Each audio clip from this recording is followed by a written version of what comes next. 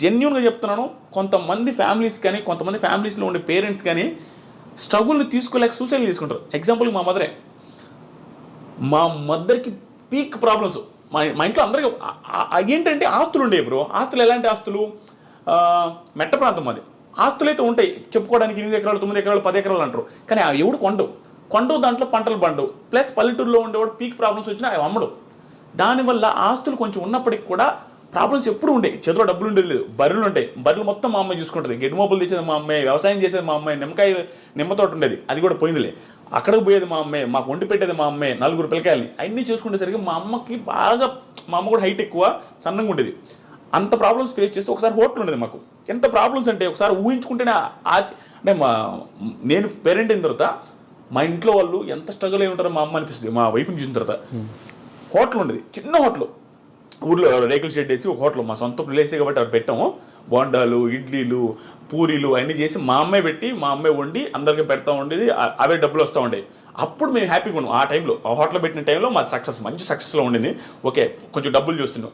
ఆ టైంలో నేను బీటెక్ జాయిన్ అవుతూ ఉండేది. జాయిన్ అయ్యి బీటెక్ కాలేజీకి పోయే ముందు రోజు మండలు దుడిచేది, ప్యాకెట్లు కట్టేది. నాకు ఇష్టం ఉండదు, ఎవరికి ఇష్టం ఉండదు బ్రో. బిల్డప్ ఇవ్వాలని ఎవరికైనా ఉంటుంది. మిడిల్ క్లాస్ పర్సన్ బిల్డప్ ఇస్తాం. బీటెక్ స్టూడెంట్ అంటే ఏమనిపిస్తుంది? సో బిల్డప్ ముందు అనుకునే వాళ్ళం. ఆ ప్యాకెట్లు కట్టుకుంటా, అవి క్లీన్ చేసుకుంటూ ఉండేది. ఆ టైంలో మా అమ్మకు ఒకరోజు నేను పూరి చేస్తా, పూరి బాండలు మొత్తం కాలు మీద పడిపోయింది. వేడి ఆయిల్ డైరెక్ట్ పూరీలు చేస్తూ ఉంది, అది స్లిప్ అయి పడిపోతే ఆ పడ్డ కాళ్ళంతా కాలిపోయింది. ఎగిరొచ్చి ముఖం మీద అంతా పడ్డాయి. మొత్తం ముఖం కాలింది, కాలు కాలి. మా అమ్మ ఆల్మోస్ట్ 3-4 నెలలు బెడ్ రెడ్. అక్కడి నుంచి అంటే ఆ రోజు నుంచి మా అమ్మకి మొత్తం టర్న్ అయింది. అంటే ప్రాబ్లమ్స్ ఏమి ఎక్కువ ఉన్నాయి, లోన్స్ ఏమి ఎక్కువ ఉన్నాయి, మా చెల్లెళ్ళు ఒక బాధ, ప్లస్ మా నాన్న పెద్దగా వర్క్ చేయడు, నాదొక బాధ, నాకు జాబ్ లేదు, ఇవన్నీ బాధలు పెట్టుకొని ఆ టైంలో మా అమ్మ ఏమనిపిస్తుందంటే ఈ పెయిన్స్ ఎక్కువ ఉండేవి, బ్యాక్ పెయిన్ ఎక్కువ వచ్చేది, ఈ ఆయిల్ పడ్డ మంటలు ఎప్పుడు ఉండేవి.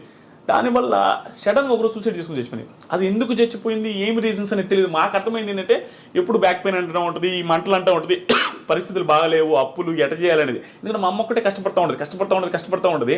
అవన్నీ తట్టుకోలేక సూసైడ్ చేసుకుని చచ్చిపోయింది బాత్రూమ్కి వెళ్ళి. అది కూడా నార్మల్. ఆ రోజు కూడా లాస్ట్ ఫుడ్ తినింది నేనే. గోంగూర పచ్చడి నాకు ఎప్పటికీ గుర్తుంది. అంటే మన బెల్ల పెట్టుండదు తెలుసాను. ఇప్పుడు నేను రిగ్రెట్ ఫీల్ అవుతా. ఆ రోజు కూడా నాకు ఇప్పటికి గుర్తు. ఏంది మా ఈరోజు కూర అంటే పచ్చడి రాని. పచ్చడితో ఏంది అంటే మా ఇది సరే పెట్ట 2 ముద్దలు తిని నేను తిను. మన బిహేవియర్ అట్లా ఉంటుంది. బిల్డప్ ఇస్తుంటాం కదా, ఇసిరేసేది ప్లేట్లు, అదే విధంగా ఉండేది. అక్కడ పెట్టేస్తే మా అమ్మాయి లాస్ట్లో సరే నేను తింటలేపు అన్నది పెట్టేసి మా ఫ్రెండ్ వాళ్ళ ఇంటికి వెళ్ళిన. రోజు ఆడే పడుకునేది మా ఫ్రెండ్ వాళ్ళ ఇంట్లో. ఎందుకంటే చిన్నప్పుడు మా ఇంట్లో దొంగలు పడ్డారు. అప్పటి నుంచి నాకు దొంగలు అంటే భయం, మా ఇంట్లో పడుకున్నాను. అక్కడికి వెళ్తే నేను వేరే ఫ్రెండ్స్తో ఫోన్ మాట్లాడుతున్నా 11-11 టైంలో. నాకు ఫోన్ వస్తా ఉన్నాయి మా ఇంట్లో నుంచి నాన్ స్టాప్గా. కట్ చేస్తా ఉన్నా, మనకి ఓవరు కట్ చేస్తున్నా. ఒక టైంలో ఏక ఫోన్ చేస్తానంటే ఇంటికి అడిగినా అన్నాడు. మర్చిపోయింది, నేను ఫోన్ ఎత్తకపోతే నా ఫ్రెండ్ లోపల ఇంట్లో ఉన్నాడు. వాడికి ఫోన్ చేసి అది ఏంది ఫోన్ ఎత్తట్లేదు, ఒకసారి ఇంటికి రమ్మని రాను. వాళ్ళకి మా అమ్మ చచ్చిపోయిన విషయం చెప్పేశారు. అలాగే చెప్పేశారు. నేను బయట ఫోన్ మాట్లాడుతున్నా నైస్గా. వాడు పప్పు తిన్న అన్నంతో వచ్చిండు బయటికి. వచ్చి మామ మీ ఇంటి దాకా పెద్ద మామ అన్నాడు. నువ్వు పోయి రాపరా, మీ అన్నతో నాకు పని ఉందంటే నువ్వు పోయి రాపరా. వాడేమనంటే ఎక్స్ట్రా చెప్పడు రామమ్మ అనేసరికి సరే అని నేను ఫోన్ కూడా ఫోన్ పెట్టకుండా మధ్యలో కూర్చొని బైక్లో మాట్లాడుతూ ఉన్నా. వాడులో మామ ఫోన్ పెట్టి మామ అన్నాడు. ఫోన్ పెట్టి అన్నాడు.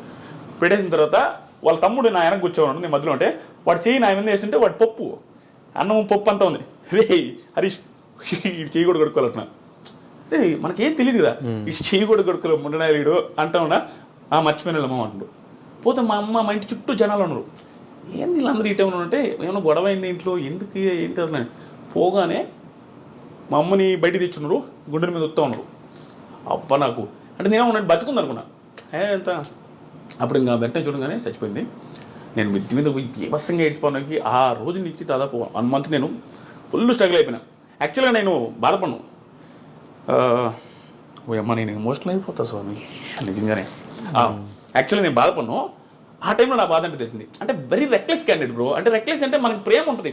చాలామంది పిల్లకాయల దగ్గర యూత్ దగ్గర ఉండేది ఇదే, అమ్మన్న నాన్నని ఇష్టమే, తెలియకుండా కోపాలు ఎవరు మీద చూపించలేక ఇంట్లో సిరీస్లు కొడుతూ ఉంటారు ప్లేట్లు. నేనంతే, పప్పుచారు అంటే ఇష్టం, పప్పుచారు చేయకపోతే నేను ప్లేట్ ఇస్తుండేది, ఏంది కూరలు ఎప్పుడు ఇదేనని. పరిస్థితులు బాగాలేవు, అది మనకు తెలిసినా కూడా బిల్డప్ ఇస్తుంటాం. ఆ సిచ్యువేషన్ అప్పుడు నాకు అన్నీ గుర్తొస్తుంది. ఎంత ఓవర్ చేసాంరా అని. కానీ నిజంగా చెప్తున్నా బ్రో, మా అమ్మ చనిపోయే ముందు 2 months 2-3 months మా అమ్మని భయంకరంగా అర్థం చేసుకుందాను. చెప్పిన ప్రతి మాట వినేవాడిని. ఎందుకో మా అమ్మ భయంకర స్ట్రగుల్ అవుతుంది నాకు అర్థమైంది. అక్కడ ఒక టైం వస్తుంది చూస్తారా, మనం కూడా ఎంత ఎదవైనా అర్థం చేసుకుంటాడు, ఆ పక్కలో నేను ఎంత ఇబ్బంది పడుతున్నాను. ఆ టైం అది మళ్ళీ అర్థం చేసుకునేది బ్రో. చిన్న మాట, ఒకప్పుడు నేను రోడ్లో పేరాపర్ వచ్చినాడు అంటే నేను పంపము అనేవాడిని. అలాంటిది ఒక మాట చెప్పిన వెంటనే వెళ్ళేవాడిని. మా అమ్మకి బలానం, నేను ఒక్కని ఎంత బాగా వింటున్నాడు అనే ఫీలింగ్లో ఉండేది. కానీ సడన్గా చేసుకునేసరికి మాకు ఎవ్వరికి అర్థం కాదు. అది ఎట్లా అంటే బాత్రూమ్ రేకులు బాత్రూము, మా అమ్మ 5.7 5.8 ఉంటుంది, ఆ ఎత్తు 5.9 ఉంటుంది అంతే ఆ బాత్రూమ్. అంటే మనిషి ఊరేసుకొని ఏలాడాలంటే కాలు తగులుతుంటాయి. ఎలా ఎంత ఇబ్బంది పడి ఊరేసుకున్నదని మాకు ఇప్పటికీ ఆశ్చర్యం కనిపిస్తుంది. ఎంత పెయిన్ ఉంటే బాధపడద్దని. ఈ సుత్తి అంతా నేను ఎందుకు చెప్తున్నా అంటే, సుత్తి కాదు, చాలా మందికి ఇది ధైర్యాన్ని ఇవ్వాలి నాకు. ఆ పొజిషన్ నుంచి మా అమ్మ లైఫ్ మారదులే, ఇంకా నా జీవితమే ఇంతే అనుకుని సూసైడ్ చేసుకుంటే, అంటే నేను ఇంకా నా లైఫ్ మారదు అనుకుంటే, నేను ఇప్పుడు 20 మంది లైఫ్లు మారుస్తున్నా. నేను సెలూన్ పెట్టి నా సెలూన్లో 20 మంది పనిచేస్తున్నారు, నా చుట్టూ 5-6 మంది ఉంటారు, వాళ్ళ లైఫ్లు నేను చూసుకుంటూ ఉంటాను. ఇన్ని లైఫ్లు నేను మారుస్తుంటే మా అమ్మ లైఫ్ మార్చలేను అనుకున్నది. హోప్లెస్కి అయిపోయి సూసైడ్ చేసుకుని చచ్చిపోయింది. ఇంకా ఆనందం ఉంటుందని. అదే మా మదరు సూసైడ్ చేసుకోకుండా ఎదిరించి పోరాడి ఇక్కడ దాకా ఉండుంటే ఈరోజు మా మదర్ ఉన్నప్పుడు నా సక్సెస్ ఇంకా ఎక్కువ ఉండేది కూడా, ఆనందంలో ఇంకా హ్యాపీగా ఉండదు. ఇప్పుడు మేము వీడియో చేస్తున్నాం, మా అమ్మ మదర్ కూడా మా వీడియోస్లో ఉండుంటే ఇంకా ఎంత బాగుంటుంది. ఇవన్నీ ఆలోచించుకుంటుంటే నాకు అనిపిస్తుంది, ఒరే నాయన సూసైడ్ ఎందుకు చేసుకుంటారో, నా లైఫే బెస్ట్ ఎగ్జాంపుల్.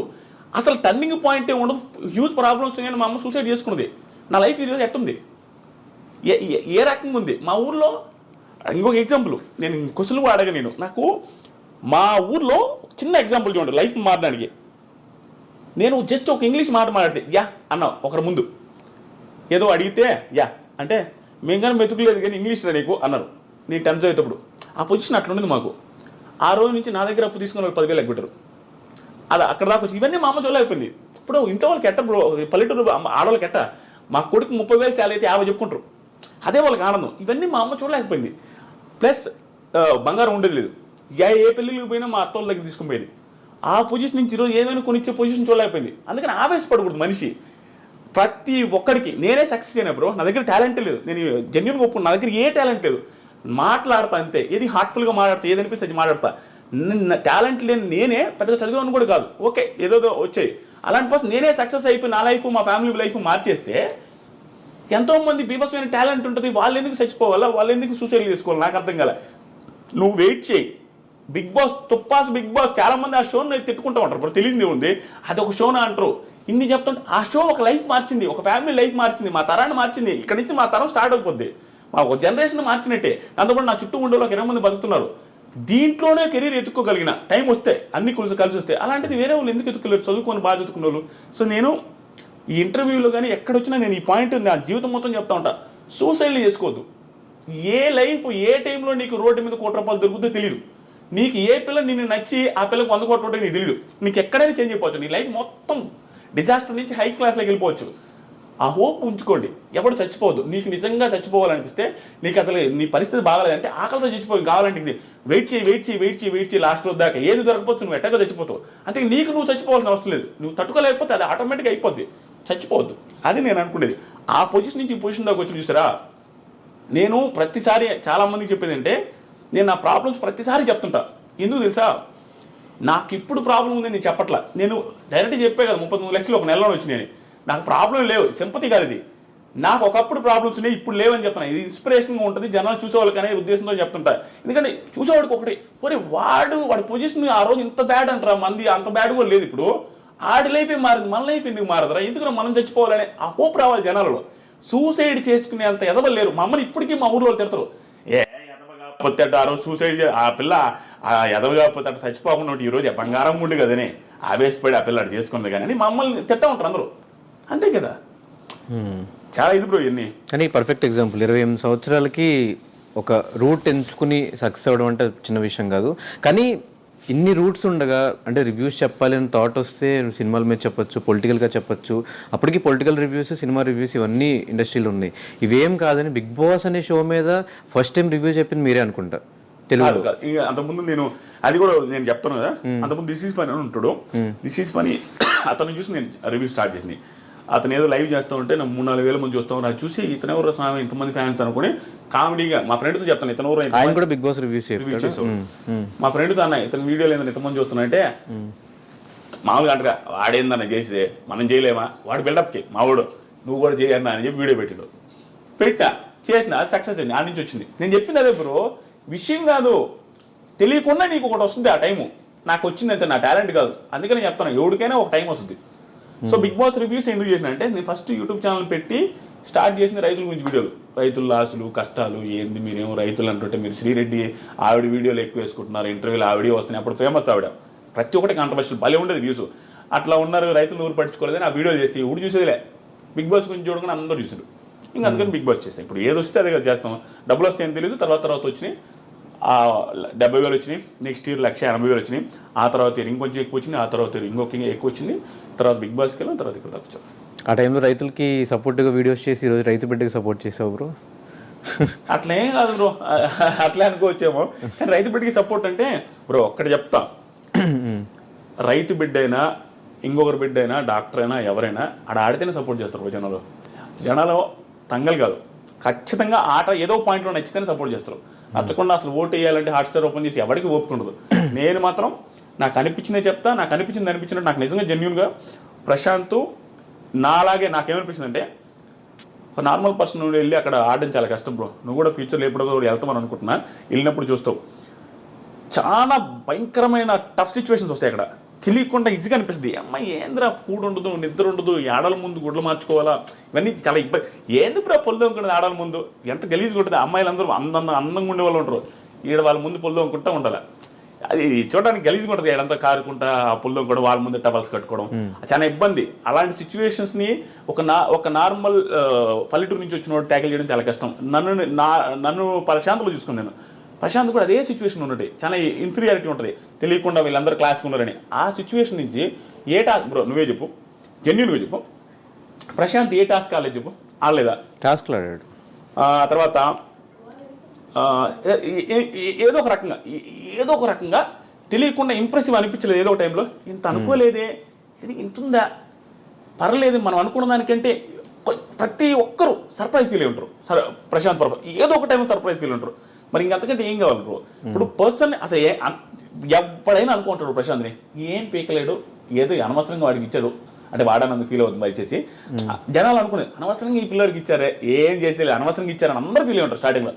కానీ ఆ అనుకున్న వాళ్ళే ఒక టైంలో సర్ప్రైజ్ ఉంటారు మనోడి పర్ఫార్మెన్స్ చూసి. నాకు అలా నచ్చేది సపోర్ట్ చేశారు. సపోర్ట్ అంటే రోజు ఏం చేయలేదు, కానీ రివ్యూవర్స్ వల్ల జనాలు ఇన్ఫ్లుయెన్స్ అవుతున్నారు. రివ్యూవర్స్ హౌస్లో ఉన్నంత వరకు ఒకలా చెప్పిన తర్వాత బయటకు వచ్చాక వాళ్ళ బిహేవియర్ చేంజ్ అయినప్పుడు ఖచ్చితంగా రివ్యూవర్స్ అనే ఛాన్సెస్ ఉంటాయి కదా. ఉంటాయి, కానీ రివ్యూస్ అంటే ఏంది, మేము రివ్యూ చేసింది బిగ్ బాస్ షోని.